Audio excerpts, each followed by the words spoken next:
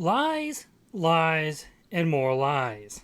Never in my life have I enjoyed being lied to more than watching the first episode of Oshi no Ko. Back when the anime first did its debut, I did a review of the first episode and commented on it a little bit, and yeah, it's a solid series, especially if you can stomach the bucket load of bizarre the first episode lays out for you. It's an hour and 20 minutes long, consisting mostly of commentary about lies and love, as you sink further and further into the deception it sets for you based solely on your expectations for the series. The craftsmanship in this is impeccable, because Akasaka is able to lie right to your face, and pretty much quietly tell you that he is lying to you, and yet you're still deceived into thinking that the series is something that it isn't. That first episode has a hook like no other series does, and it just proves that Akasaka is an incredible writer. In the event that you happen to live under a rock and don't know who Akasaka is, well, let me tell you, he's the creator of the best rom-com manga to have ever graced the public light, Love is War.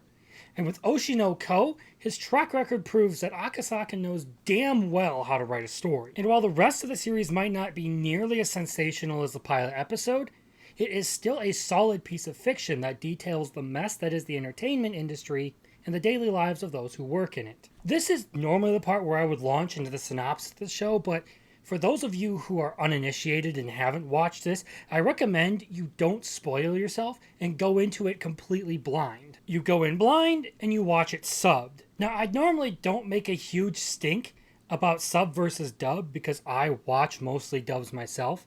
But in this case, I watched the first episode subbed and I watched the rest dubbed, and I gotta say, the voice acting for the dub really drags it down. Honestly, the central character, Aqua, it gets a passing grade. He's not fantastic, but he's not the worst. Where I start to have a problem with the dub on this one is that a large portion of the female cast doesn't even sound like they're trying. Honestly, it reminds me of the Eminence and Shadow dub, which, funny enough, both have been done by Haidai. Visually speaking, I don't find anything incredibly important to talk about. These sort of slice of life / drama anime tend to not need the very high definition animation that a lot of the action entries get, because oftentimes they lack any sort of sequence that would need really good animation to make it really pop, like an epic fight scene or a really high speed action scene. And since a lot of it is very low-speed, normal world sort of stuff, the animation doesn't really have a huge chance to wow you. So while I found nothing particularly impressive about the animation in this series, I also didn't find anything at all that could be considered bad animation. The animation is sufficient, I will say that. Strictly speaking, the draw power of Oshi no Ko is in its writing. Since it's more of a mystery drama, there's no big blockbuster action sequences to put in, and since it's based in the real world, a lot of the things are very normal and what you would expect. Character designs aren't over the top. They're plain, normal, very tame, which I personally like more. I don't like a lot of the eccentric, over-the-top designs that you see in a lot of older things or in other genres. That's not to say I hate them or I don't think there's merit to it. It's just that in this particular genre, we don't need to be over the top or do a bunch of ridiculous clothing designs for characters. Because while it's mostly plain design, the two main characters, Aqua and Ruby, do have some rather interesting features, particularly with their eyes. Let's get this back on track though. The writing is more than enough to carry the series. Everything from character development to theme to the overarching plot lands this as one of the best, if not the best, anime I've watched all year. So let's talk about the main character himself, Aqua, for a moment. As the main character, he gets the most time and attention. He's a broken and brooding person, and up until this point, his life has been nothing but a string of failures in his eyes. By the age of 15, his singular goal is revenge. He's perfectly willing to use and manipulate people to that end, to get what he wants. At the same time, though, he has redeeming qualities and a nicer side. He goes out of his way to save a life and a reputation, and even decides to play the villain just to keep his sister safe. His methods seem cruel and heartless, but he only goes through this because he has a better understanding of the world than his mentally younger peers. It's a good rendition of a broken character who can still see the light. He's hell-bent on his goals, but he can still go out of his way to help other people because he knows it's the right thing to do. The show only lasts about a dozen episodes, but over the course of it, you get to see the life sort of return to Aqua and the joy in his life come back. But that's it for the spoiler-free section, so here is my reminder that you should like and subscribe. And if you haven't watched Oshi no Ko and you have any inclination to do so, I recommend you get away from this video now, because I'm going to go into a lot of detail that might ruin a lot of the things in the story for you. So you should probably consider liking, subscribing, and then going and watching Oshi no Ko before you finish the rest of this. Look, this story certainly has its fair share of weird. The story begins with a doctor in a small town in the mountains of Japan taking an appointment with a pregnant teen girl. Said girl turns out to be a very famous pop idol named Ai Hoshino, who our doctor just so happens to be a very big fan of. But because he's not a tool, he promises to keep her secret and help her in whatever way he can. The story then delves in a little bit as to why this doctor became a fan of Ai Hoshino, and it has to do with a patient he had a few years earlier, a young girl who was a very big fan of Ai Hoshino. Now, this girl had aspirations of being an idol, but was never able to live up to them because she died of her condition. And as part of his promise to be her fan, the doctor then decided to take up her role as one of Ai's fans. Now, this is where things start to get really weird in this series. Our doctor friend has decided he's going to help Ai deliver her children, she's having twins, safely. But before he's able to fulfill on that promise, one of her stalkers shows up and kills him. He then finds himself reincarnated as Ai's son, Aquamarine Hoshino, alongside his sister, who also happens to be a reincarnation.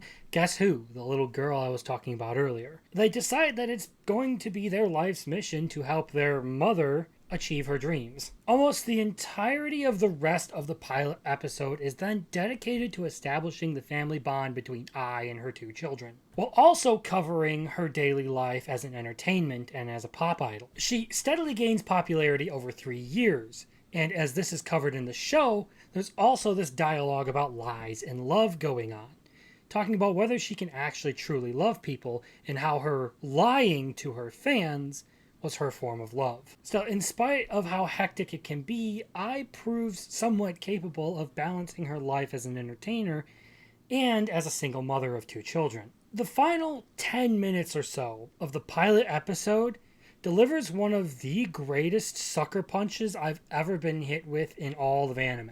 The stalker makes his return, and then stabs Ai to death right in front of Aqua. Having watched his mother and the person he looked up to most in the world be stabbed to death right in front of him, and having failed in his purpose yet again, Aqua succumbs to the darkness. That's when he starts to piece some things together.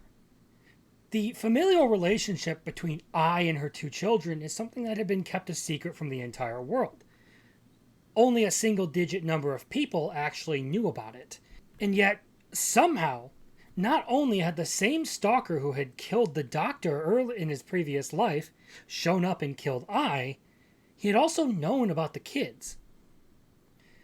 This, of course, leads Aqua to suspect that someone had tipped the stalker off in both instances, and concludes that the only person who could have known about them and the location of Ai in both instances would have been their biological father.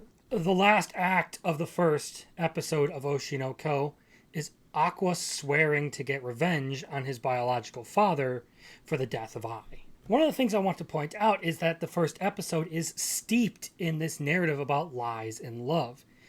Ai has had a troubled past and doesn't really understand what the concept of love really is. Her familial relationships didn't really work out, and she'd pretty much been on her own. Having children, she didn't even know if she could truly love them, but it was something she wanted to try, to have a family of her own. Her commentary about her lies to her fans being her form of love, being the person they want her to be, even though it was fake, syncs up with the fact that the show isn't exactly what you think it is. It sells you this idea of it being some sort of strange family dynamic between 2 kids who are reincarnations, and a mother who's a bit of a dunce but a very talented entertainer. But in reality, Oshi no Ko is more a tale about the inner workings of the entertainment industry and about Aqua's revenge against his father for all his misdeeds. Just as Ai's public face belied the true troubles of her personal life, the warm, fuzzy family dynamic of Oshi no Ko belies the true dark nature of what the story actually is. The pilot is an hour and 10 minutes of slow, tedious buildup for one of the greatest sucker punches I have ever experienced in any story. I've got to say, it is a truly brilliant delivery. Maybe it's just me, but I really do like these more mature, twisted takes on some of these things that are supposed to be like soft and fluffy and fun and sometimes more oriented for children. I'm talking stuff like The Boys, that takes the superhero genre and makes it very dark and gritty. Magic Girl Sight, which takes the whole Magic Girl manga genre and turns it into something that's a whole lot darker and more messed up. Or Go Go Loser Ranger, which is basically just the Power Rangers meets The Boys. So yeah, Oshi no Ko proved to be much more up my alley than I originally expected about halfway through the first episode. After the pilot though, it becomes more of a normal drama, focusing on the lives of Aqua and Ruby. Having established a bit of a foothold in the industry before his mother's death, Aqua decides he's going to try and use his acting platform to get himself closer to the upper echelons of the entertainment industry in order to figure out who was his father and how he could take revenge on that person. Unfortunately for him, though, a string of failures shake his confidence in his ability and force him into a background role. Meanwhile, Ruby headstrongly pursues her dream of being an idol just like her mother, but her lack of talent in the singing department and her brother's constant interference squash any attempt at that. However, a chance encounter with a former colleague launches Aqua back into the center stage of the acting world, and also leads him to helping Ruby establish her own idol group under their adopted mother's firm, Strawberry Productions. For what it's worth, this show really does portray the inner workings of the entertainment industry very clearly. The politics, the backdoor deals, the betrayal, and the backstabbing, it shows just how cutthroat everything really is in that. The show really shines in its story, though, with Aqua playing the role of a corrupted protagonist rediscovering the joys in life. It plays the drama card pretty well, making characters out to be very competitive and deceptive, using each other for whatever it is that they're hoping to achieve, like Aqua using the desires and abilities of others to his advantage. See Kana, Memcho, and Akane, while still managing to make each character likable and charming in their own way. Aqua, after saving Akane from her suicide attempt, goes out of his way to help her repair her reputation, which earns him her affection. It isn't just something he does because he can. He puts himself through the ringer to make it all happen. As if that weren't enough, he always manages to find a way to support the people around him, like pretending to be Pieon to help Kana learn how to dance, or giving other people in filming a chance to shine by bringing out their best acting. Oshi no Ko oozes talent in everything that was taken from the manga.